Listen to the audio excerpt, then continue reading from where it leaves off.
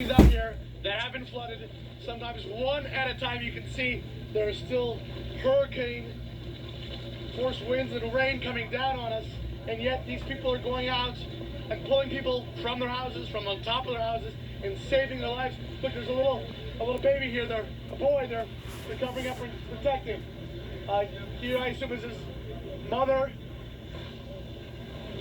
Come through. Good job. And they're going on a jet skis because sometimes the boats. Man, how are you doing?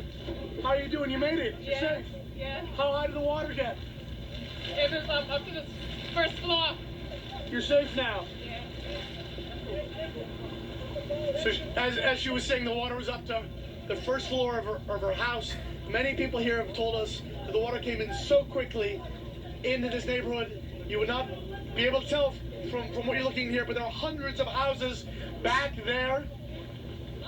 And the only way to get the people from the houses is from small boats and jet skis. What's going on? Yeah, we're trying to do the rescue here in Freeport after the hurricane. How many people are out there still? A few hundred. A few hundred. Yeah, a lot of homes are over here. And it's tough to get out there and get them. It's tough. How long are you going to keep doing it? Until we get everybody. We Bahamians. That's right. We're not going to stop until we get everybody in. That's right. This is all volunteer. People are coming. They're bringing their jet skis. They're bringing their boats. They're going to get their neighbors, they say. Everyone says they know of people. They say it's very hard to navigate because there are, of course, no more streets. And yet they are doing it. You don't see anybody from the government here. It is all very ad hoc. People coming with what they have. The jet skis they have, they are dealing with horrible weather conditions. It's not safe to be out on a boat right now. It's not safe to be out here at all. And yet they say they know there are people out there. There are people who've lost their lives out there, we are told. They brought back at least one body. And they say they will not stop until they get everybody. They have hours, if not days, of work ahead of them. And Patrick Otten is joining us now live from the Bahamas. All right, so Patrick, tell us more about what you saw. Truly incredible images that you just showed us. And most of the places we've tried to go today, my crew of Jose Armijo and Jade Garcia, we were not able to reach. We wanted to go out to the airport that was flooded. It is impossible to get out there. There are cars that are submerged, blocking the way. We've tried to get into a hospital, which we have heard is full of people. Again, the downtown of Freeport, you just can't get there, Wolf. There's a river between any of the streets and that downtown is also cut off. We did get out to this one area in East Freeport where that is actually a bridge. I was standing on a bridge, but it is still underwater. That has become a staging area just by word of mouth. There's no government organization there. There's no organization really of any kind. It's people, good Samaritans, coming with their boats, many of them very small, donating, risking their lives, trying to go out there and get their fellow Bahamians. While we were there, Wolf, the hurricane winds kicked up again, a jet ski flipped over, and we were told they had to suspend for a few hours. They said they would try to go back out this evening because they know there are more people out there, more they said than they could bring it today. They'll have to go back out tomorrow. Jeez. All right, Patrick, we're going to stay in very close touch with you. Excellent reporting as usual. Thank you very, very much. I want to get some more on the situation right now in the Bahamas. Joining us on the phone is Brandon Clement. He rode out the storm and shot the truly incredible aerial video of the devastation that we've been showing you. And Brandon, thanks so much for joining us. Thanks for what you have done. I understand you do this for a living. Your company sent you to the Bahamas to capture the storm. Tell us about the catastrophic damage you saw with your own eyes. Yeah, actually, I was supposed to be in Freeport and had car failures and just every little problem you can imagine come along the way, and wasn't able to get out there.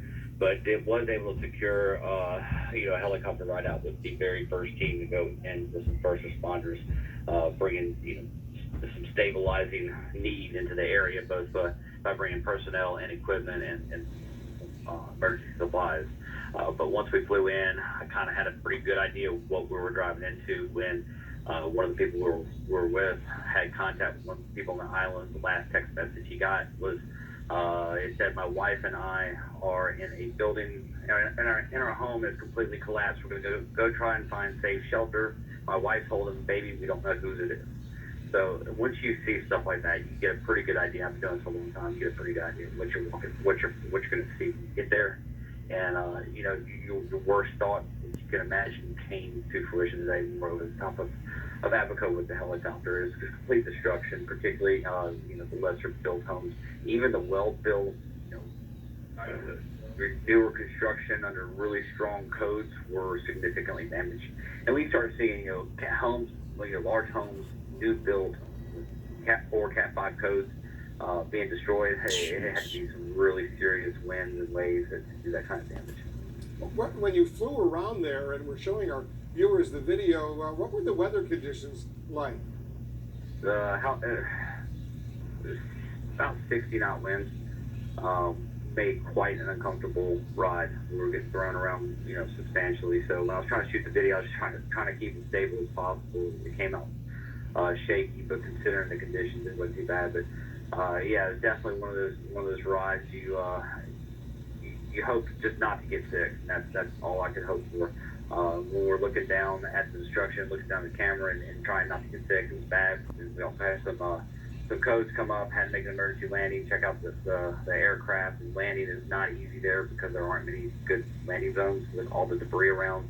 That debris can get kicked up by the rotors and hit your blades, and that's a catastrophic failure when you're out there with no fuel, no place to land. So it was more excitement than I really wanted for a flight, but looking down at the ground, what was below me, it sure made my situation feel a whole lot better. We've heard reports, Brandon, of people clinging to the roofs of their houses. Could you actually see survivors waiting for rescue? We saw survivors, saw quite a few people trying to wave us down. Unfortunately, the winds were so high we could not stop and could not land in those places.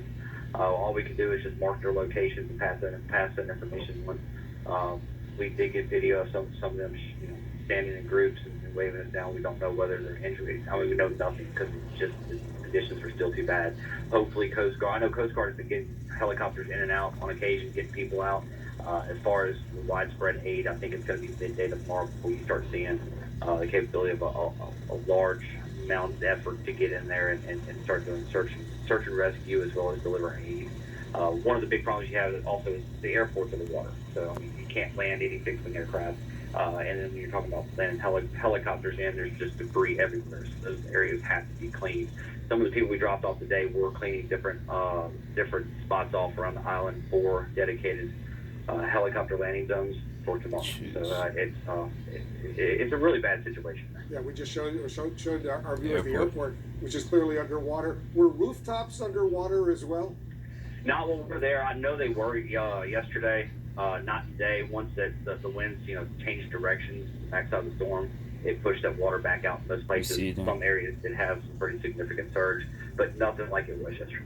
How big of an area? We're looking at the video. Are we talking miles and miles? It looks like a huge area that's now totally destroyed. Yeah, it's many miles, and there's also barrier islands around that cave that have, you know, some pretty widespread destruction.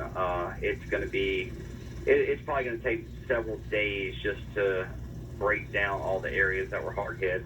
There were some areas on the island, you know, far southern tip of the island that did withstand the hurricane pretty well. But once you get about halfway from south to north, once you get about halfway up, it just gets bad fast. We're going to stay in very close touch with you, Brandon. Thanks for doing what you did. Our viewers and all of us are grateful to you. We want to see what actually happened, the nature of this destruction. We're going to get back to you, Brandon Clement, the storm chaser. Thank you very much. I want to go to our meteorologist, Jennifer.